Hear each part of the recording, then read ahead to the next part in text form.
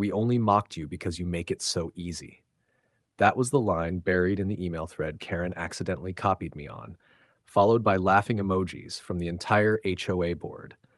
My hands actually shook reading it, not angry shaking, the kind where humiliation sits heavy in your chest and makes you question if you imagined every polite smile they ever gave you. The next morning, Karen knocked on my door like she owned the oxygen outside it. "We heard you're upset," she said sweetly. Fake sweet, poison sweet. Behind her stood Mark, the board's email guy, pale, sweaty, avoiding my eyes. "I think there's been a misunderstanding," he said, voice cracking. "Those emails were internal morale jokes. Morale jokes about my accent, my lawn, my job, the way I wave at neighbors." Karen laughed lightly. "You have to understand, boards need to vent." I nodded slowly. Calm. Too calm, because right then, I already knew something they didn't. If you love powerful stories, you don't want to miss this. But before we continue, tell us where you are watching from. It makes us happy to see how far our stories travel. Please like, comment, and subscribe. I stepped aside and let them keep talking. Mark started oversharing, explaining how the emails were just stress relief, how everyone says things they don't mean, how I shouldn't take things personally. Karen smiled like she'd already won.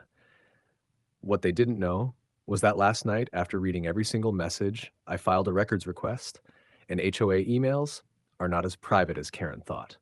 The email reply came faster than Karen probably expected. Request received. Processing HOA communication records from the past 24 months. I almost felt bad. Almost. 2 days later, Mark showed up at my driveway while I was taking out trash, like a man trying to catch smoke with his bare hands. "Listen, we should talk," he said, voice low, eyes darting like neighbors were FBI agents. "About morale jokes?" I asked calmly. He flinched. "They weren't supposed to leave the board," he whispered. She runs things aggressively. People go along." I nodded slowly, like I was learning something new, like I hadn't already screenshotted everything. "So, you didn't mean it?" I asked. He swallowed. "Some of it was just sarcasm. Sarcasm, like calling me the charity case homeowner, like voting to fine me while joking I'd probably pay late anyway." Then Karen's car pulled up. Fast. Too fast. She stepped out already smiling, but her eyes went straight to Mark like he'd betrayed a secret cult. "There you are," she said sharply.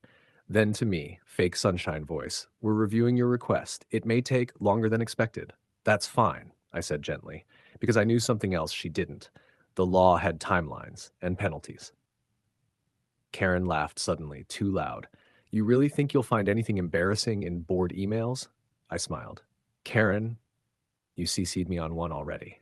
Mark closed his eyes. Karen stopped laughing, and for the first time, she looked scared. By the time the full batch of emails arrived, the HOA board's little empire of sarcasm and smugness looked fragile. Every LOL, watch him freak out over the fine, and should we tell him the parking rules changed again, had been documented. Every snicker, every emoji, every little jab, all perfectly archived.